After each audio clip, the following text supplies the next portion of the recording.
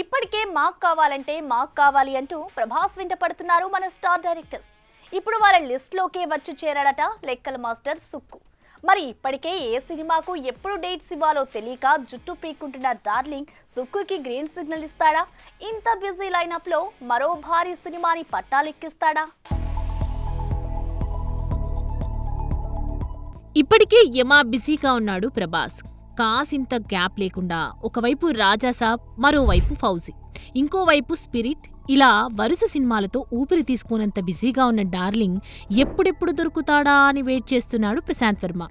అనుకున్న బ్రహ్మరాక్షస్ ప్రీ విజువలైజేషన్తో సిద్ధంగా ఉంది మరి. అయితే వీటన్నింటికీ తోడు ఇప్పుడు లెక్కల మాస్టర్ సుక్కుతో కూడా జతకట్టబోతున్నాడని టాక్. నిజంగానే ఇది క్రేజీ కాంబో. వీరిద్దరూ కలిస్తే బాక్సాఫీస్ దద్దరిల్లటం ఖాయం. ఎప్పటి నుంచో ఈ కాంబో గురించిన లీకులు వస్తూనే ఉన్నాయి. కానీ ప్రభాస్ బిజీ వల్ల సుకుమార్తో ప్రాజెక్టు ముందుకు వెళ్ళలేకపోయింది.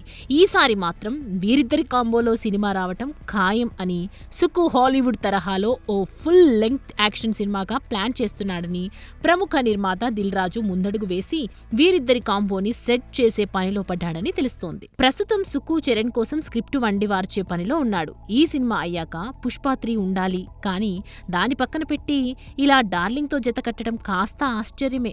ఎందుకంటే చరణ్ సినిమా అయ్యేకల్లా ప్రభాస్ చేస్తున్న అన్ని సినిమాలని కంప్లీట్ చేసి సిద్ధం కావాలి.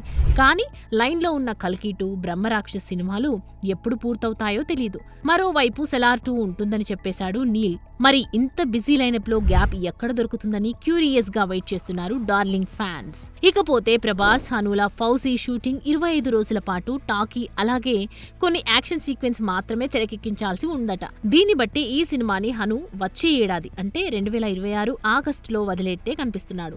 ఈ లెక్కన జనవరిలో రాజాసాబ్, ఆగస్టులో ఫౌజీ రిలీజ్ అంటే ప్రభాస్ ఫ్యాన్స్ కి 6 నెలలకో పండగన్నమాట.